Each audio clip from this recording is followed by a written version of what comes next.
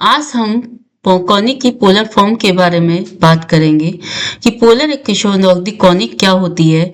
जब आपका पोल और फोकस सेम हो तो focus is always at the pole.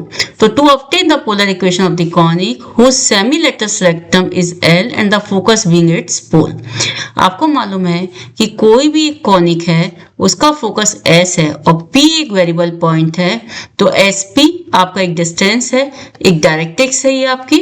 तो P पॉइंट से ये परपेंडिकुलर और S फोकस से ये डिस्टेंस। तो रिलेशन होता है आपका SP upon PM is equal to E, distance of P from focus upon perpendicular distance of P from directrix is equal to E। E eccentricity है और ये कांस्टेंट होती है।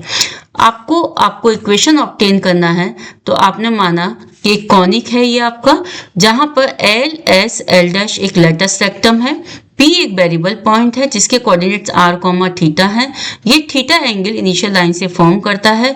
S आपका फोकस है और आपका KZ एक डायरेक्ट्रिक्स है। आपको मालूम है कि ये रिलेशन है SP upon PM is equal to E। तो SP upon PM is equal to E के बराबर है। PM आपका NZ के बराबर है। तो यहाँ पर equation SP is upon PM is equal to E, तो SP is equal to E PM।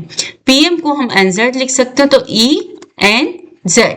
NZ को हम दो पार्ट्स में ब्रेक कर सकते हैं, SZ माइनस SN। तो यहाँ पर SZ माइनस SN है।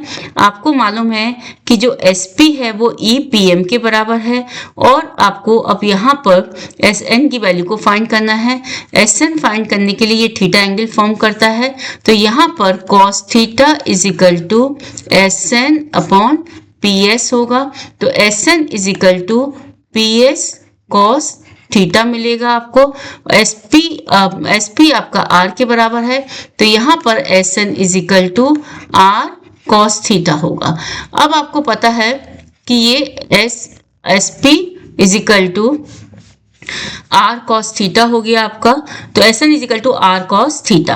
अब SP is equal to E SZ minus SN है, तो E SZ SN की वैल्यू R cos थीटा हमने यहाँ पुट कर दिया है और ये हो जाएगा E SZ minus R cos theta. SZ जो है आपका SZ, ये आपका यहाँ पर SL is equal to E LK है। LK को हम SZ के बराबर लिख सकते हैं, तो SL is equal to E SZ हो जाएगा। SL आपकी लेटस रेक्टम लेंथ है, सेमी लेटस रेक्टम लेंथ है, तो L E SZ होगा। अब यहाँ पर हम इन वैल्यूज को पुट कर देंगे, तो यहाँ पर SZ की जगह हम यहाँ पर L अपॉन E पुट करेंगे, तो यहाँ R is equal to E L अपॉन E minus R cos theta होगा।